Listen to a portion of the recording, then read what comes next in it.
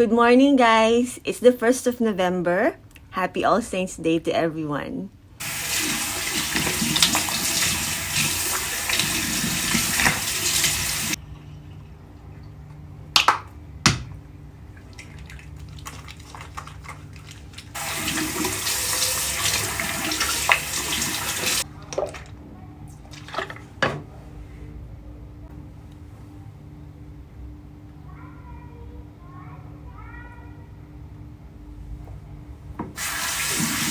Mag-prepare tayo ng breakfast, guys.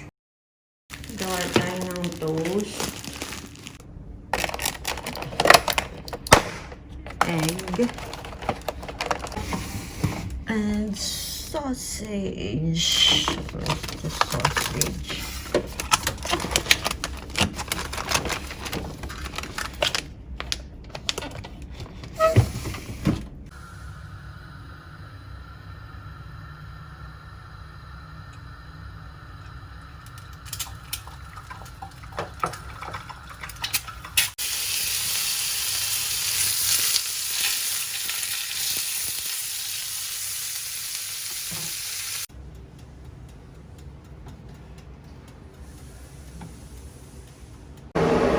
Singapore breakfast tayo for tea.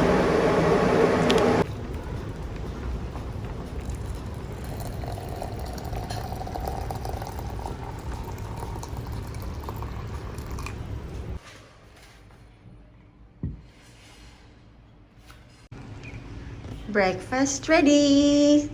Let's eat, guys! Done with breakfast. Now, maglilinis na ako ng bahay. Tutulungan tayo ni Botsky na maglinis ng house.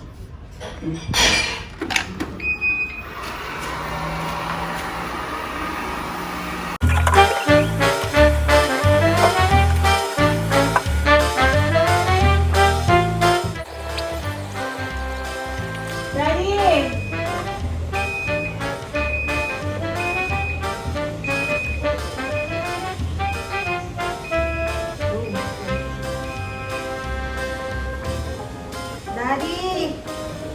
Ang nangyari kay Botsky? Nag-stop! Dalhin mo dito si Botsky!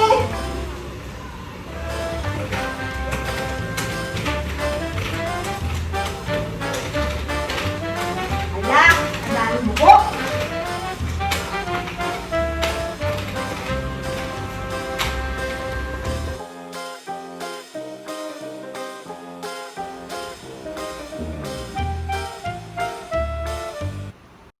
Done with the living room. Pagod na ako. Next time naman yung iba. I bought this Grafen Root Booster Shampoo at saka Sika Care Treatment.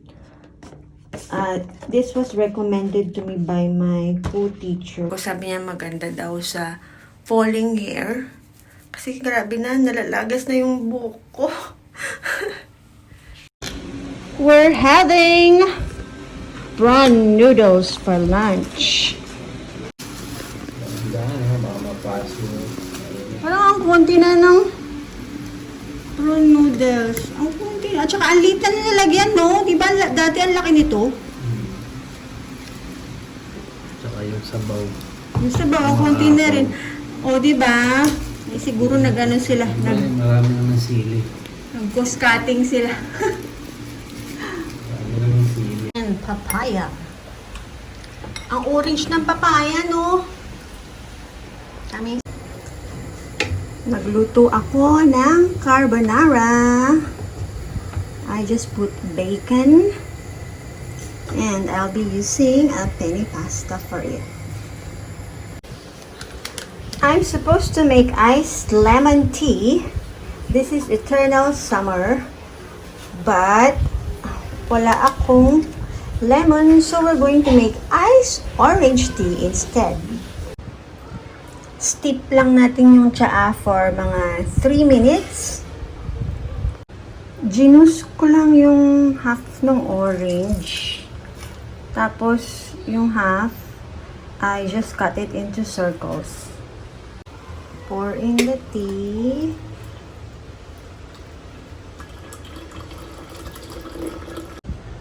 Add some honey. Stir. Some ice. Some ice cubes.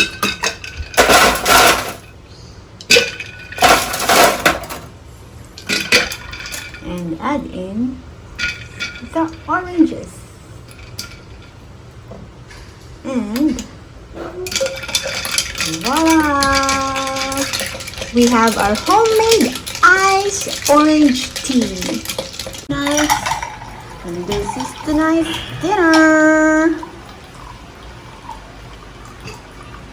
Thank you so much guys for watching. I'll end the vlog here now.